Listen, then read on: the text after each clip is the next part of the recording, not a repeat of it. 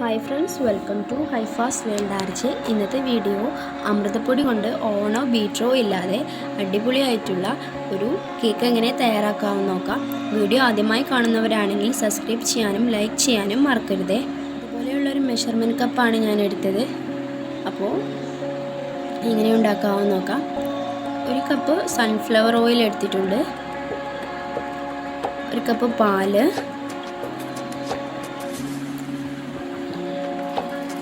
അരക്കപ്പ് പഞ്ചസാര ചേർക്കുന്നുള്ളൂ,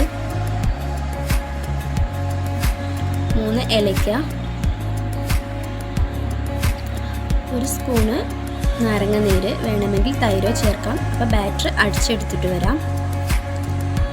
അടിച്ചെടുത്ത ബാറ്റർ ഇതുപോലെ കിട്ടിയിട്ടുണ്ട്. ഇനി ബാക്കി നോക്കാം. ഇതിലേക്ക് 1 കപ്പ് അമൃതപ്പൊടി ചേർത്ത് കൊടുക്കാം, 1/2 സ്പൂൺ അപ്പക്കാരം, 1 സ്പൂൺ മൈദ. അപ്പോൾ ഇത് നന്നായി അടിച്ചെടുത്തിട്ട് വരാം. ഇതുപോലെയുള്ള നോൺ സ്റ്റിക്ക് പാത്രത്തിലാണ് ഞാനിന്ന് കേക്ക് ഉണ്ടാക്കുന്നത്. അപ്പോൾ ഇതാ അടിച്ചെടുക്കുന്ന ബാറ്ററി ഇതുപോലെ കിട്ടിയിട്ടുണ്ട്. അപ്പോൾ ഇതിനി പാത്രത്തിലേക്ക് ഒഴിച്ചു കൊടുക്കാം.